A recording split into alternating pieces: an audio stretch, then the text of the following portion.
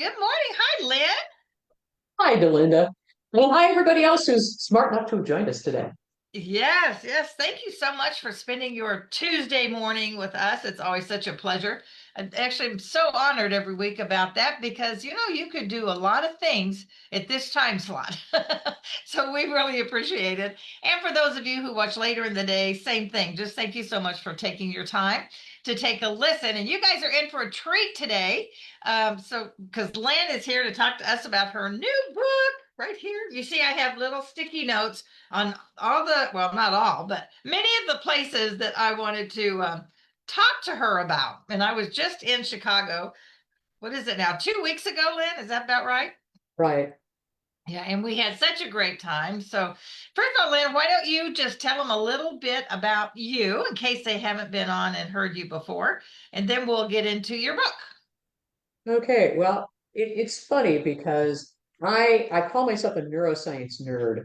What I do is I study the boring brain research and then try to figure out what does this mean in the real world and how can I do shortcuts to help people use this stuff in their daily lives so that they can do a better job of connecting with others. And so, that's where the Persuasion GPS book came from. And and the short story behind that was I had a number of family members die a couple of years back, and it was about a year ago. And I thought, I love what I do when I get the chance to do it, but I'd stepped away to help family members. And then I thought, how can I get back into my business and remember what I enjoyed so much about it, being a neuroscience nerd? And I thought, I'll write a book.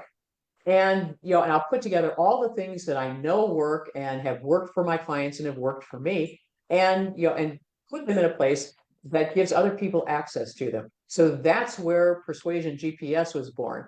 And so here's the secret. I wrote it for me, but I hope the rest of you get something from it. I love that.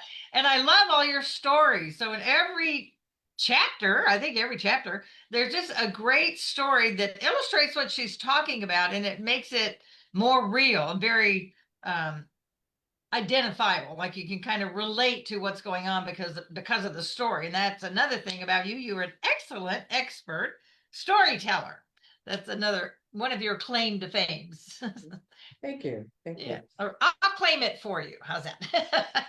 Even better. Because they'll believe you when you say it. Me, not so much yet. Yeah, well, but it really is. It is so true. And Lynn and I met. My goodness, we were thinking about that. We finally decide about 8, 9 years ago. Yeah, I'm thinking it was like 2016, maybe. Oh my goodness, almost 10. My goodness, Hmm. which is amazing. So it's kind of cool. You never know. When you go to these different things. We were at a speaker um, conference, I Conference. guess, and met each other and clicked right away. And it was just so fun to get to know her. And we decided that we'd just keep in touch. So for the all these years, except for short pauses in between where we've had life going on, we have stayed connected nearly every week, every other week in that whole time. So it's been such a blessing. So well, the title I gave us today, I took right out of the book. I'm going to show the book again so y'all can see it. Y'all can go to Amazon and get it. That'd be a great thing. And uh, so you say in here that we're all biased. Now, I happen to agree with you. I think you're absolutely right. But we don't like to think about that. It makes me feel like, oh my gosh, I'm judging people. And certainly that's not what I want to do. So why is that? Or why do you say that? Yeah. And for me, as you already know, I'm a neuroscience nerd. So one of the things I've done is pay attention to how the brain processes information. And and our brains, here's something that's really unusual to think about. Our brains are not designed for most of the things that we use them for these days. Our brains were originally designed just to make sure we stayed alive, which meant that our brain's primary job was to monitor where we were using energy. And so the idea was always conserve enough energy to get you out of trouble if you need it. And yeah, because if the tiger shows up, yeah, you're going to need enough energy to get out of its way. And so our brains are still doing that today.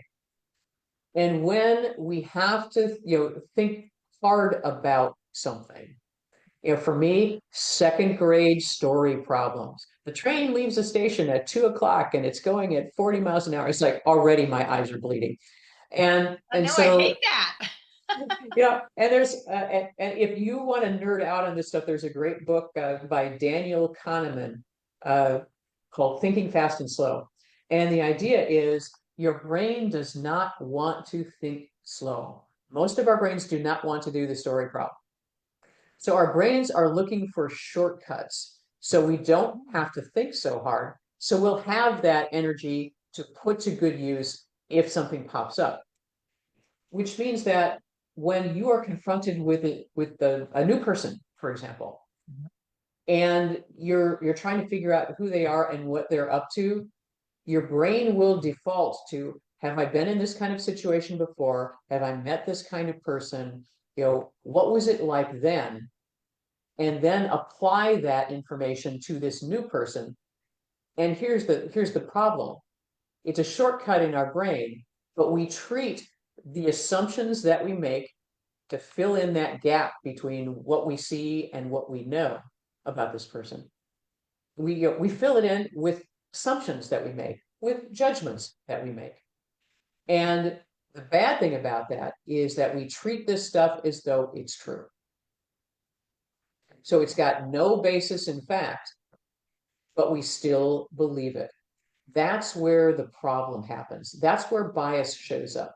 Because if we've been doing the same thing over and over, and it's worked for us in the past, and we're confronted with a similar situation, we'll automatically default to, well, here's what happened last time, or here's what didn't work last time. I'm not going to do that. I'm going to try something else. Instead of thinking slowly about what that situation or what that person deserves.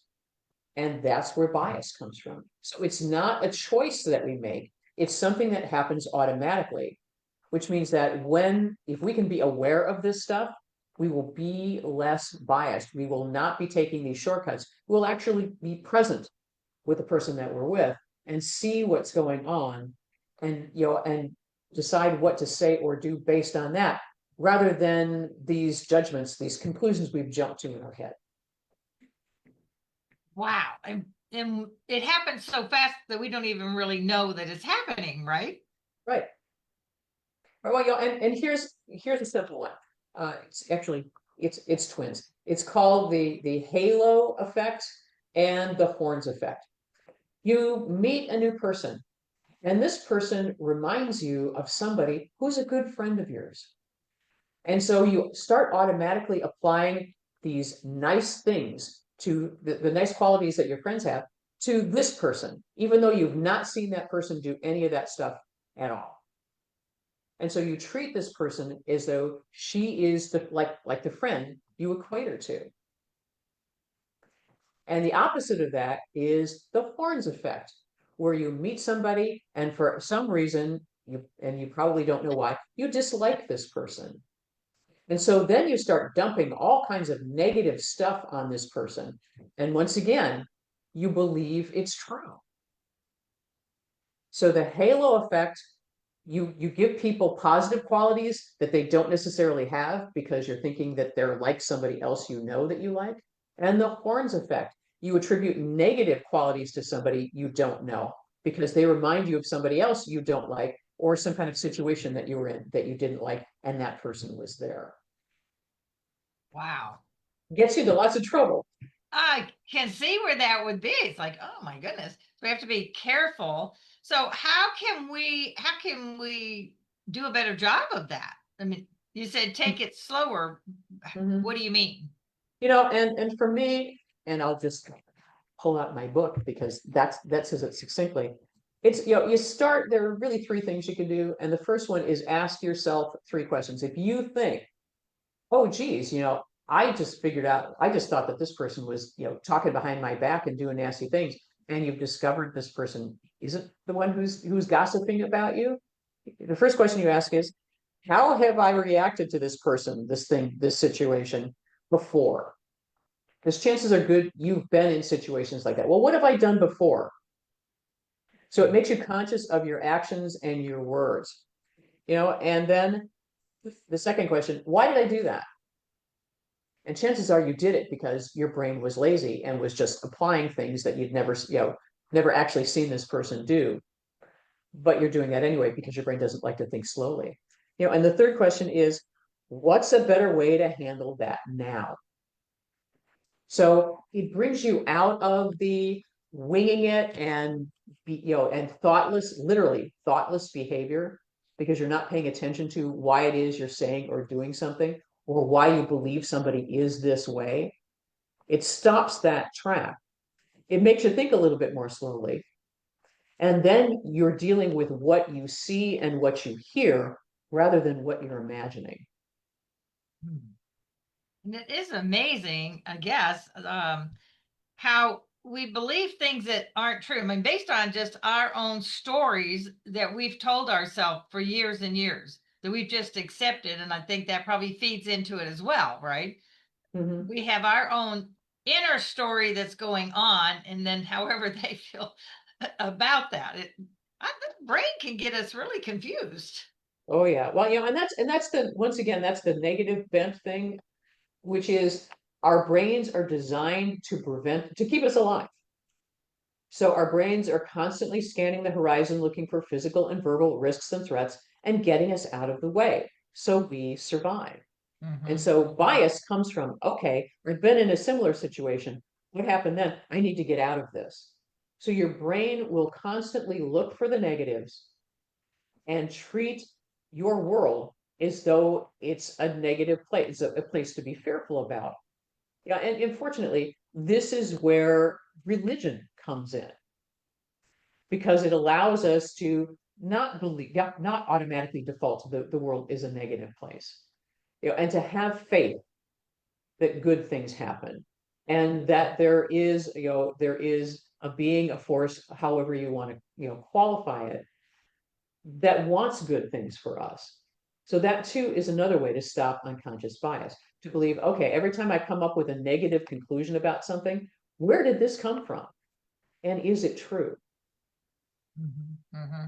Well, and I think you're right because our faith and what our belief system is will make a difference on the maybe that's part of making our brain slow down a little bit is that if we really are aiming, which many of the viewers out there are, that that there is a lot of love in the world, that Jesus, we believe in Christ, and he tells us to love each other. And so if we're looking through the eyes of love, if we have our faith such that we believe Jesus loves everybody, he sees everybody through the eyes of love. So when we're meeting them, if we can tell our brain that is how we are going to look at people, we're going to get rid of that negative bias. And I'm sure it still happens, but I think that's part of reprogramming ourselves, right?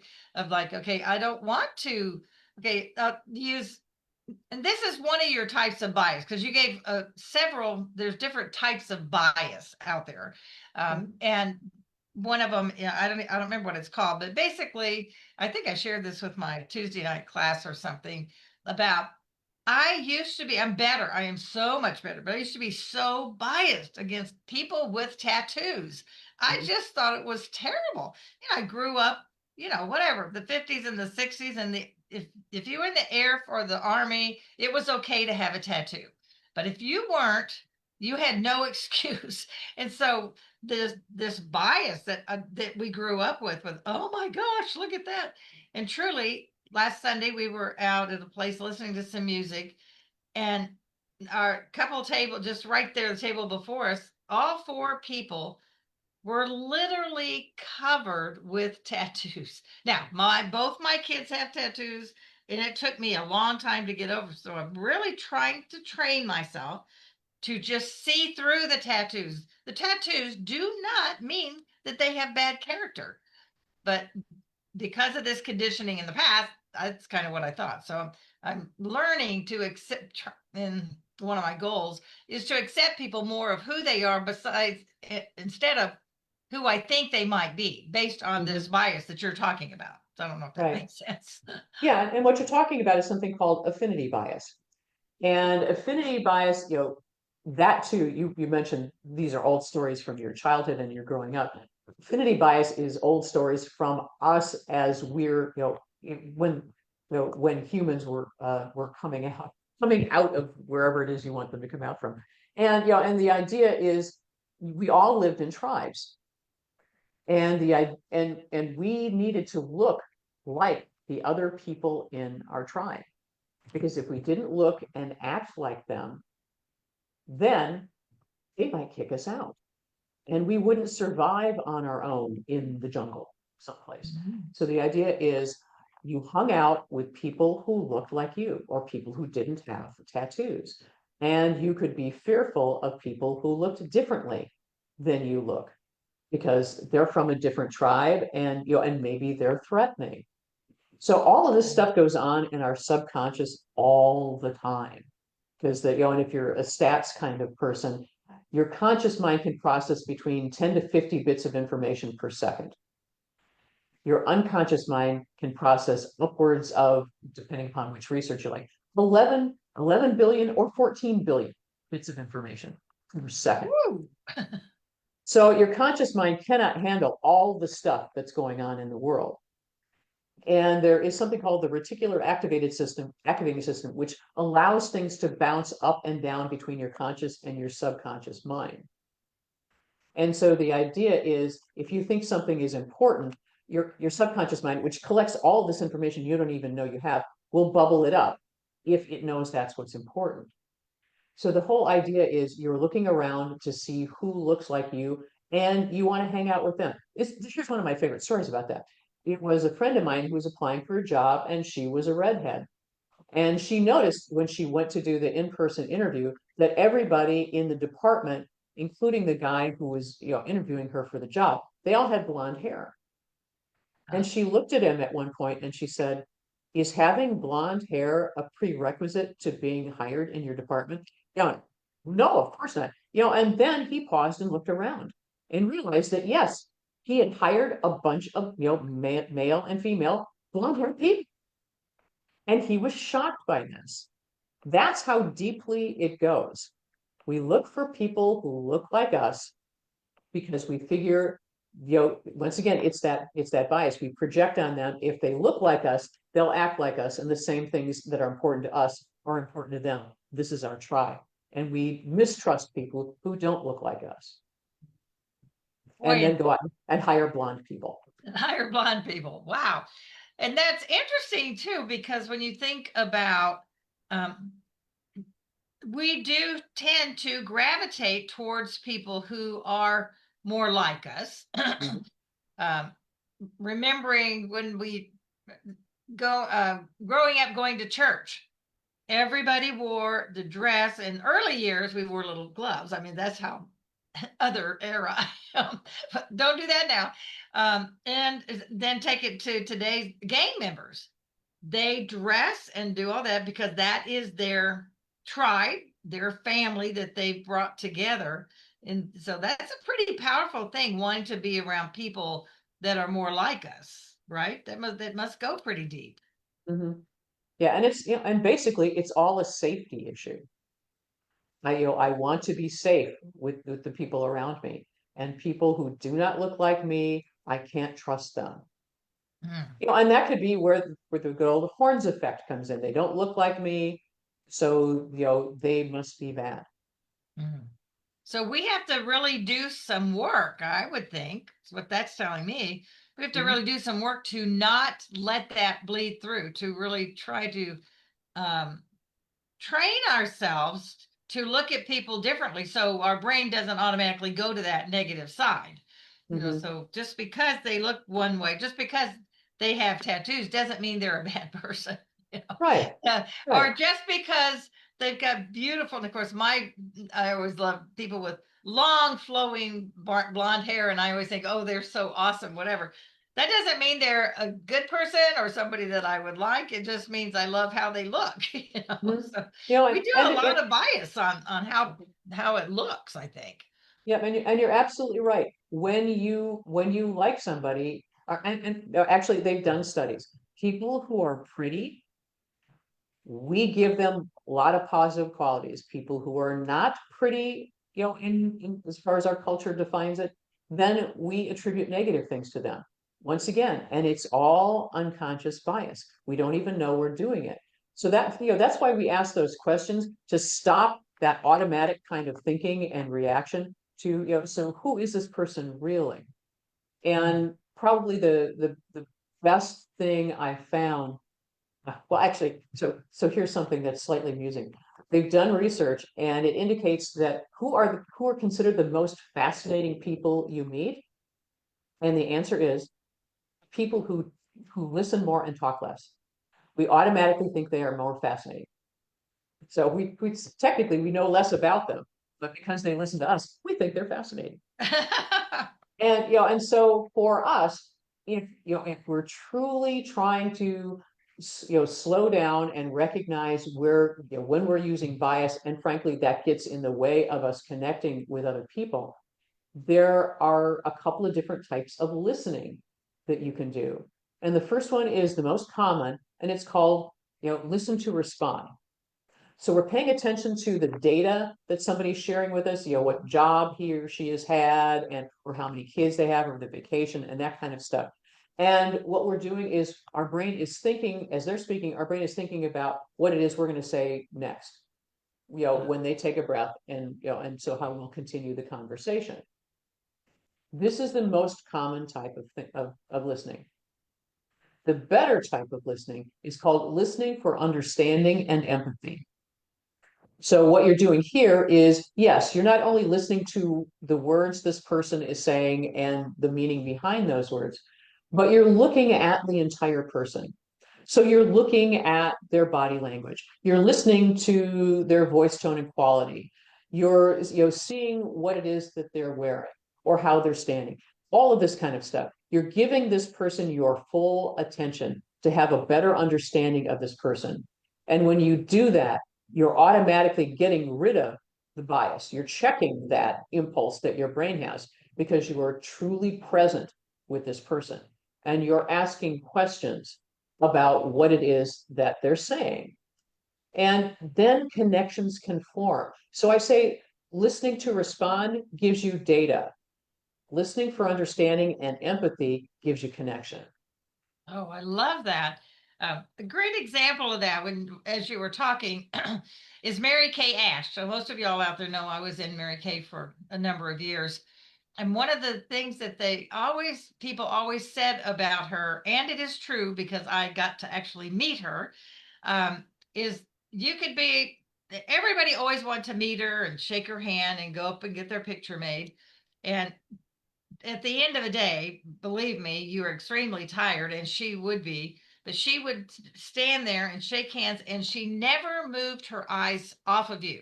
She took your hand in hers, like was such a precious thing to do, and then she looked right at you, and you just had that moment of conversation, and you really felt like you were the only person in the room. She Mhm, was just, and that, I think that was her natural nature. I mean, that's just who she was.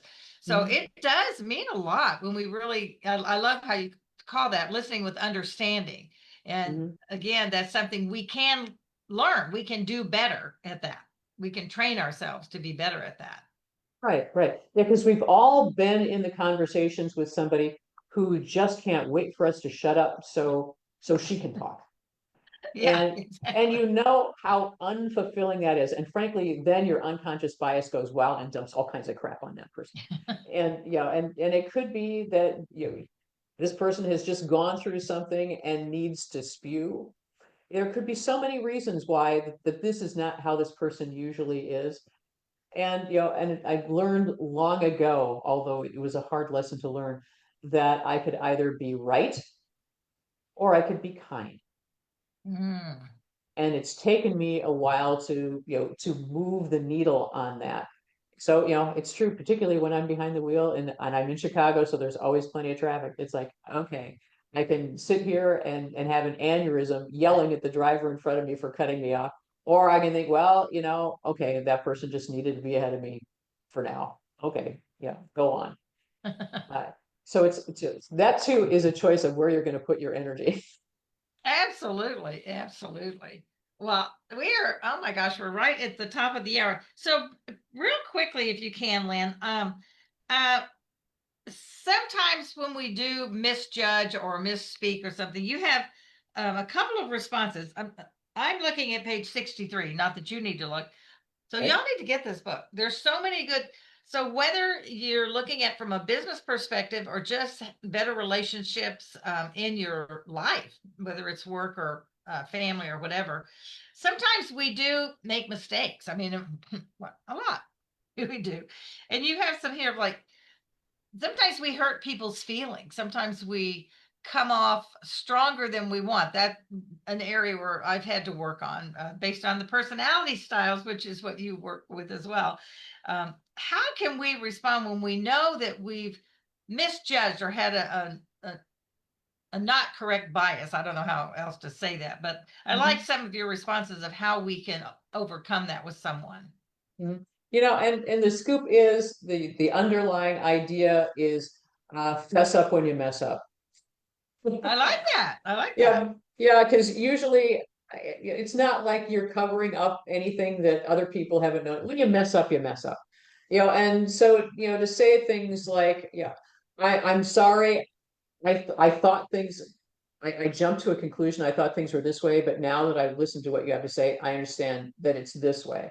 And and actually, my personal favorite is called the power apology, which is because we all say I'm sorry all the time, and it can Oh, have literally no meaning to people unless we put it in context.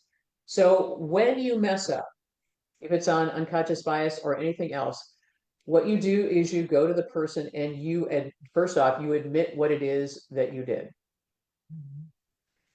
And you also admit the consequences for that person. I did this and you felt this way, or you had to do this, or this was the effect this had on you.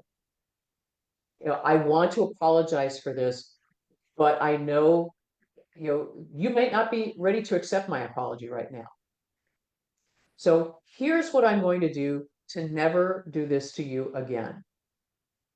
And you wow. explain what it is, how you have changed, or the choices that you're now going to make that will, lead to a different outcome rather than the one you've had with this person that you're apologizing to. And say, and I hope at some point in the future you'll be able to forgive me for this. And so many times I think in society in general makes us feel like apologizing is bad, and certainly taking the brunt of something is a bad thing, whereas asking for forgiveness is powerful. Mhm. It gives the person, it legitimizes them, right? When we ask for forgiveness or when we apologize, and I'm with you, I the word sorry, first of all, we're not a sorry human being, but we can Mhm. apologize. There's kind of a difference between those. Right. So I love that. Owning it. Let's own all of our choices, the good ones and the bad ones. Mhm. The ones that we make, and sometimes we even do it when we don't realize it. And those are the times then I like to go say, I'm not real sure what I did. Would you explain it to me? I really Mhm. apologize. I hurt your feelings. I know I did. That has a lot of power and makes it an easy way for forgiveness, which is what we talked about last week. But it kind Mhm. of plays into here too, because when we are being biased, we can hurt people's feelings. We can, hurt them. And none of Mhm. us really want to do that. Mhm. Yeah, so I differentiate between bias and prejudice. Okay. Prejudice is when you bias can feed into prejudice, but prejudice is when you knowingly choose to act in a certain way because of your belief system. So Okay. you don't like people from Brazil for some reason. And so every time you meet somebody from Brazil, you automatically don't like them. And you go out of your way then to treat them poorly. That for me is prejudice. Okay. And unconscious bias is you don't realize that you're doing it because it's so fast and it's so automatic and it's your shortcut in the brain. But you can slow this stuff down. You can be more present with the people that you love in your family and your friends and the people that you work with, or the people that you're driving behind. And, and once you do that, once you slow this down, it allows you to make better choices rather than just winging it and making the situation worse. I love that. I love that. Thank you, Lynn, for being here. Everybody, and one more time, I show the copy here. We could, Lynn, why don't you, after we get off, why don't you put the link to Amazon, if that's where you want them to go, Mhm. just so they can go and take a look at it and see if they want to. I Mhm. just think that this could benefit all of you. And she's my great friend, and you'll love it. And I'm using it Oh, myself, as you see. yeah. And and it's been fun being here today, as I knew it would be. And and for all of us, this is the work of our lives to make us better people. Yeah. Once we stop making snap judgments about others based on absolutely nothing, and we spend the time to actually see and hear them and feel what they're feeling, we become better people too. And that makes it easier to live in our own skin, and it attracts the kind of people that we want to hang out with. So paying attention and making better choices with unconscious bias makes your life better too, as well as the lives of the people who interact with you. Ah, beautifully said. Absolutely. I love that. I love that. Thanks, Lynn, for being here. Thank all of you for watching. And remember that just like Jesus chose the 12 disciples, he has chosen you. He's chosen you for great things. And as you go out this week, you make the choice now on how you're going to treat other people around you and go out and make a difference in the world. Bye now and see you next time. Can't wait to see you Bye. next week. All right.